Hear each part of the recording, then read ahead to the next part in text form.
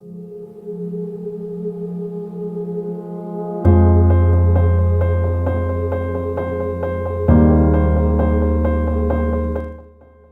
باللہ من الشیطان الرجیم بسم اللہ الرحمن الرحیم اللہم صلی علی سیدنا و مولانا محمد وعلی آل سیدنا و مولانا محمد وبارک وسلم۔ باب نمبر 35، حضرت یحییٰ بن معاذ رحمۃ اللہ علیہ کے حالات مراقب۔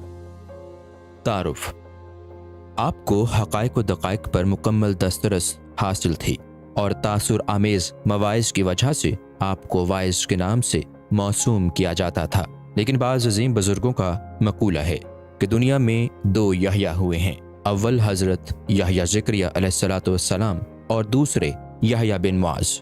حضرت یحییٰ کو تو منازل خوف طے کرنے کا شرف حاصل ہوا اور یحییٰ بن معاذ رحمۃ اللہ علیہ نے رجا کی جادہ پیمائی میں مقام حاصل کیا، اور آپ عہد طفولیت ہی سے معارف حقائق سے اس طرح آشنا رہے کہ کبھی گناہ کبیرہ کے مرتکب نہیں ہوئے، اور آپ اپنی عبادت و ریاضت کی بنا پر ممتاز زمانہ رہے۔ حالات: جس وقت مریدین نے آپ سے بیم و رجا کا مفہوم پوچھا تو فرمایا کہ یہ دونوں چیزیں ارکان ایمان میں داخل ہیں، اور ان کو نظر انداز کر دینے سے ایمان مستحکم نہیں ہوتا، کیونکہ خوف کرنے والا تو فراق کے خطرے کی وجہ سے عبادت کرتا ہے، اور اہل رجا وصل کی امید میں مصروف عبادت رہتا ہے، لیکن عبادت اس وقت تک مکمل نہیں ہوتی جب تک بیم و رجا دونوں شامل نہ ہوں، اور اسی طرح عبادت کے بغیر بیم و رجا کبھی حاصل نہیں ہو سکتے۔ خلفائے راشدین کے بعد آپ ہی کو برسر منبر و واز گوئی کی اولیت حاصل ہوئی۔ آپ کے ایک بھائی بحیثیت مجاور مقام معظمہ میں بھی مقیم تھے، اور انہوں نے وہاں سے آپ کو تحریر کیا کہ مجھے 3 چیزوں کی تمنا تھی۔ اول یہ کہ کسی متبرک مقام پر سکونت کا موقع مل جائے، دوم یہ کہ میری خدمت کے لیے ایک خادم بھی ہو، لہٰذا یہ دونوں خواہشیں پوری ہو گئیں۔ اب تیسری خواہش صرف یہ ہے کہ مرنے سے قبل ایک مرتبہ آپ سے ملاقات ہو جائے، خدا سے دعا کیجیے کہ یہ تمنا بھی پوری کر دے۔ آپ نے جواب میں لکھا کہ انسان کو تو بذات خود متبرک ہونا چاہیے تاکہ اس کی برکت سے قیام بھی متبرک ہو جائے، دوسرے یہ کہ خادم بننا چاہیے تھا نہ کہ مخدوم، سوم یہ کہ اگر آپ خدا کی یاد سے غافل نہ ہوتے تو میں آپ کو ہرگز یاد نہ آتا، لہٰذا یاد الہی میں بہن بھائی بیوی بچے سب کو فراموش کر دینا چاہیے، کیونکہ وصال خداوندی کے بعد بندہ خود بخود سب کو بھول جاتا ہے، اور اگر آپ خدا ہی کو نہ پا سکے تو پھر مجھ سے ملاقات بھی بے سود ہے۔ آپ نے کسی دوست کو تحریر کیا کہ دنیا و آخرت کی مثال خواب بیداری جیسی ہے، اگر انسان خواب میں روتا ہے تو بیداری میں ہنستا ہے، لہٰذا تم خوف الہی میں رونے کو اپنا مسلک بنا لو تاکہ قیامت میں ہنسنے کا موقع مل جائے۔ منقول ہے کہ اپنے بھائی کے ہمراہ ایک دیہات میں پہنچے تو بھائی نے کہا کہ یہ جگہ بہت اچھی ہے۔ آپ نے فرمایا کہ اس سے اچھا وہ قلب ہے جو یاد الہی میں رہ کر اس دیہات کی خوبصورتی پر نظر نہ ڈالے۔ خوف: ایک مرتبہ گھر میں چراغ بجھ گیا تو آپ محض اس خوف سے روتے رہے کہ کہیں توحید و ایمان کی شمع بھی غفلت کے جھونکوں سے نہ بجھ جائے۔ ارشادات: کسی نے عرض کیا کہ موت کے مقابلہ میں دنیا کی ایک حبہ سے زائد قدر نہیں۔ آپ نے فرمایا کہ اگر موت کا وجود نہ ہوتا تو اور بھی زیادہ بے قدر ہوتی۔ فرمایا کہ موت کی مثال پل جیسی ہے جو ایک حبیب کو دوسرے حبیب سے ملا دیتی ہے۔ کسی نے آپ کے سامنے یہ پڑھا: آمن بالرب العالمین۔ آپ نے فرمایا کہ جب ایک لمحہ کا ایمان 200 سال کی معصیتوں کو ختم کر دیتا ہے تو پھر 70 سال کا ایمان 70 سال کی معصیتوں کو کس طرح ختم نہ کر دے گا۔ فرمایا کہ روز محشر جب اللہ تعالیٰ مجھ سے سوال کرے گا کہ تیری کیا تمنا ہے تو عرض کروں گا کہ مجھے جہنم میں بھیج کر دوسروں کے لیے جہنم سرد کر دے، جیسا کہ باری تعالیٰ کا یہ قول ہے۔ مومن کا نور آگ کے شعلوں کو سرد کر دیتا ہے، شاہد ہے۔ فرمایا کہ اگر جہنم میری ملکیت میں دے دی جائے کہ میں کسی عاشق کو بھی اس میں نہ جلنے دوں، کیونکہ عاشق تو روزانہ خود کو 100 مرتبہ جلاتا ہے۔ لوگوں نے پوچھا کہ اگر کسی عاشق کے گناہ کثرت سے ہوں پھر کیا کریں گے؟ فرمایا کہ جب بھی نہیں جلنے دوں گا، کیونکہ اس کے گناہ اختیاری نہیں بلکہ اضطراری ہوتے ہیں۔ فرمایا کہ خدا سے خوش رہنے والے سے ہر شے خوش رہتی ہے، اور جس کی آنکھیں جمال خداوندی سے منور ہو جائیں، اس کے نور سے تمام دنیا کی آنکھیں منور رہتی ہیں۔ فرمایا کہ اللہ تعالیٰ روز محشر عارفین کو اپنے دیدار سے سرفراز فرمائے گا۔ فرمایا کہ جس قدر بندہ خدا کو محبوب رکھتا ہے، اسی قدر وہ محبوب خلائق ہو جاتا ہے، اور جتنا خدا سے خائف رہتا ہے اتنا ہی مخلوق بھی اس سے خوف زدہ رہتی ہے، اور جس قدر رجوع الی اللہ ہوتا ہے اسی قدر مخلوق بھی اس کی جانب رجوع کرتی ہے۔ فرمایا کہ سب سے زیادہ خسارے میں ہے وہ جو افعال بد میں زندگی گزارتا ہے۔ فرمایا کہ 3 قسم کے لوگوں سے احتراز کرو، اول غافل علماء سے، دوم کاہل قاریوں سے، سوم جاہل صوفیوں سے۔ فرمایا کہ اولیاء کرام کو 3 باتوں سے پہچان لو، اول وہ خالق پر بھروسہ رکھتے ہوں، دوم مخلوق سے بے نیاز ہوں، سوم خدا کو یاد کرتے ہوں۔ کہ اگر موت فروخت کی جانے والی شے ہوتی تو اہل آخرت موت کے سوا کچھ نہ خریدتے۔ فرمایا کہ دانش مندی کی 3 علامتیں ہیں، اول یہ کہ عمرہ کو حسد کی بجائے بنظر نصیحت دیکھے۔ فرمایا کہ چھپ کر گناہ کرنے والے کو خدا ظاہر میں ذلت عطا کرتا ہے کہ عبادت زیادہ کرو اور لوگوں سے کم ملو۔ پھر فرمایا کہ اگر عارفین ادب الہی سے محروم ہو جائیں تو ان کے لیے ہلاکت ہے۔ فرمایا کہ جو غم خدا سے دور کر دے اس سے وہ گناہ بہتر ہے جو خدا کا محتاج بنا دے۔ فرمایا کہ خدا دوست ریا و نفاق سے دور رہتا ہے، اور مخلوق سے بھی اسی کو دوستی بہت کم ہوتی ہے، لیکن خدا سے زیادہ بندے کا دوست اور کوئی نہیں۔ فرمایا کہ مسلمان پر مسلمان کے 3 حقوق ہیں، اول یہ کہ اگر کسی کو نفع نہ پہنچا سکے تو مضرت بھی نہ پہنچائے، دوم یہ کہ اگر کسی کو اچھا نہ کہے تو برا بھی نہ کہے، سوم یہ کہ اگر کسی کو خوش نہ کر سکے تو غمزدہ بھی نہ کرے۔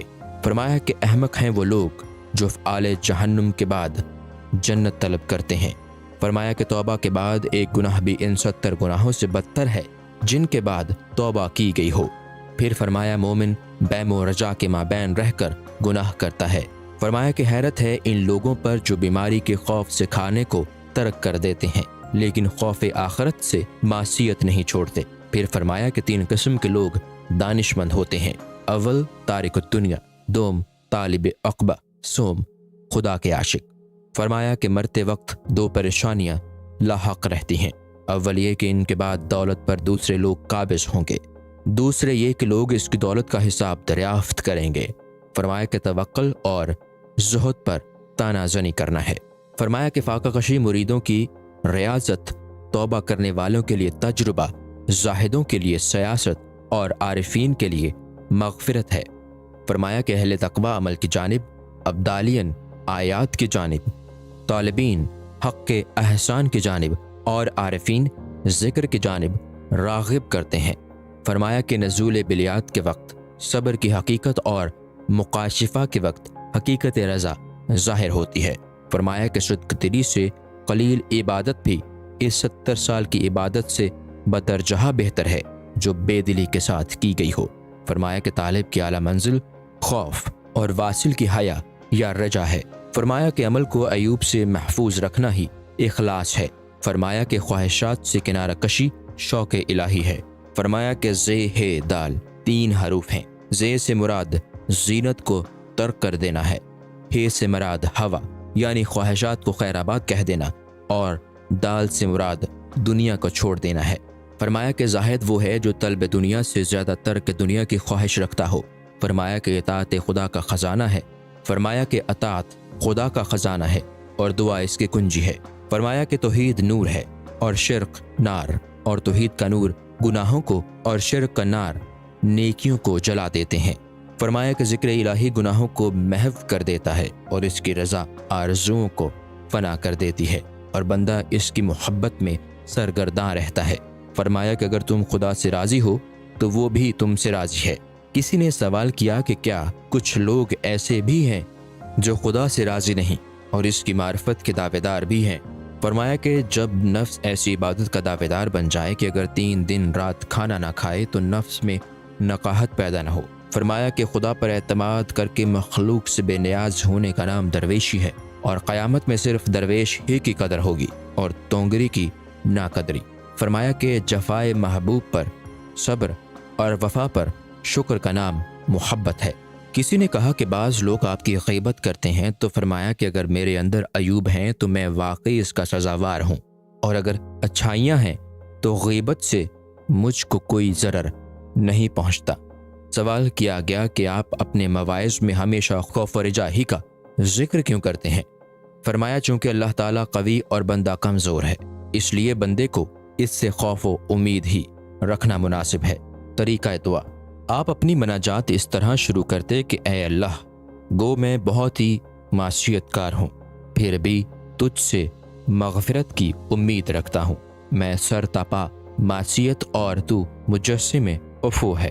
اے اللہ، تو نے فرعون کو خدائی دعویٰ پر بھی حضرت موسیٰ اور حضرت ہارون کو نرمی کا حکم دیا، لہٰذا جب تو انا ربکم الاعلی کہنے والے پر کرم فرما سکتا ہے تو جو بندے سبحان ربی الاعلی کہتے ہیں ان پر تیرے لطف و کرم کا کون اندازہ کر سکتا ہے؟ اے اللہ، میری ملکیت میں ایک کمبل کے سوا کچھ نہیں، لیکن اگر یہ بھی کوئی طلب کرے تو میں دینے پر تیار ہوں۔ اے اللہ، تیرا ارشاد ہے کہ نیکی کرنے والوں کو نیکی کی وجہ سے بہتر صلہ دیا جاتا ہے، اور میں تجھ پر ایمان رکھتا ہوں جس سے افضل دنیا میں کوئی نہیں ہے، لہٰذا اس کے صلہ میں اپنے دیدار سے نواز دے۔ اے اللہ، جس طرح تو کسی سے مشابہ نہیں، اسی طرح تیرے امور بھی دوسروں سے غیر مشابہ ہیں، اور جب یہ دستور ہے کہ طالب اپنے مطلوب کو راحتیں پہنچاتا ہے تو پھر یہ کیسے ممکن ہے کہ تو اپنے بندوں کو عذاب میں مبتلا کر دے؟ اس لیے کہ تجھ سے زیادہ محبوب رکھنے والا اور کون ہو سکتا ہے؟ اے اللہ، میرا دنیاوی حصہ کفار کو دے دے اور اخروی حصہ اہل ایمان کو عطا کر دے، کیونکہ میرے لیے تو دنیا میں تیری یاد اور آخرت میں تیرا دیدار کافی ہے۔ اے اللہ، چونکہ تو گناہ بخشنے والا ہے اور میں گناہ گار ہوں، اسی لیے تجھ سے طالب مغفرت ہوں۔ اے اللہ، تیری غفاری اور اپنی کمزوری کی بنا پر ارتکاب معصیت کرتا ہوں، اسی لیے اپنی غفاری یا میری کمزوری کے پیش نظر مجھے بخش دے۔ اے اللہ، روز محشر جب مجھ سے پوچھا جائے گا کہ دنیا سے کیا لایا، تو میرے پاس کوئی بھی جواب نہ ہوگا۔ حالات: آپ 1,00,000 کے محض اس لیے مقروض ہو گئے کہ نمازیوں، حاجیوں، فقراء، صوفیہ اور علماء کو قرض لے لے کر دیا کرتے تھے۔ جب قرضہ دینے والوں نے تقاضا شروع کیا تو آپ نے جمعہ کے شب میں حضور اکرم صلی اللہ علیہ وسلم کو خواب میں دیکھا کہ آپ فرما رہے ہیں کہ اے یحییٰ، رنجیدہ کیوں ہو کہ تیرا غم مجھ کو غمگین کر دیتا ہے؟ اب تیرے لیے یہ حکم ہے کہ تو ہر شہر میں جا کر واز کہے، اور میں ایک شخص کو حکم دوں گا کہ تجھے 3,00,000 درہم دے دے۔ چنانچہ سب سے پہلے نیشاپور پہنچ کر آپ نے واز میں فرمایا کہ اے لوگو، میں خدا کے نبی کے حکم پر شہر شہر واز گوئی کے لیے نکلا ہوں، کیونکہ میں 1,00,000 درہم کا مقروض ہو چکا ہوں، اور حضور صلی اللہ علیہ وسلم نے فرمایا کہ ایک شخص تیرا قرض ادا کر دے گا۔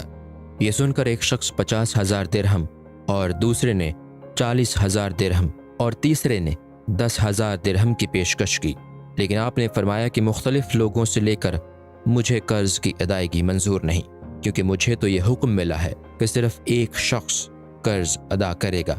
اس کے بعد آپ نے ایسے متاثر انداز میں واز فرمایا کہ اسی مجلس میں 7 افراد کا انتقال ہو گیا۔ اس کے بعد پھر وہاں سے بلخ پہنچے تو تونگری کے فضائل کچھ اس انداز میں بیان فرمایا کہ ایک شخص نے 1,00,000 درہم کا نذرانہ پیش کر دیا، لیکن ایک بزرگ نے فرمایا کہ درویشی کے مقابلہ میں تونگری کی فضیلت بیان کرنا آپ کی شان کے منافی ہے۔ چنانچہ بلخ سے روانگی کے بعد راستہ میں ڈاکوؤں نے آپ کی ساری رقم لوٹ لی۔ اس وقت آپ کو خیال آیا کہ یہ حادثہ انہیں بزرگ کے قول کی وجہ سے پیش آیا ہے۔ پھر جب آخر میں آپ ملک ہری میں پہنچے تو اپنا خواب بیان کیا۔ چنانچہ دوران واز حاکم ہری کی لڑکی نے بیان کیا کہ اس دن مجھے بھی حضور اکرم صلی اللہ علیہ وسلم نے آپ کے قرض کی ادائیگی کا حکم دیا تھا، اور جب میں نے عرض کیا کہ اگر حکم ہو تو خود وہاں جا کر ان کا قرض ادا کر دوں، تو حضور صلی اللہ علیہ وسلم نے فرمایا کہ وہ خود یہاں آئے گا، لہٰذا میری آپ سے اتنی استدعا ہے کہ صرف 4 یوم تک یہاں واز فرما دیں۔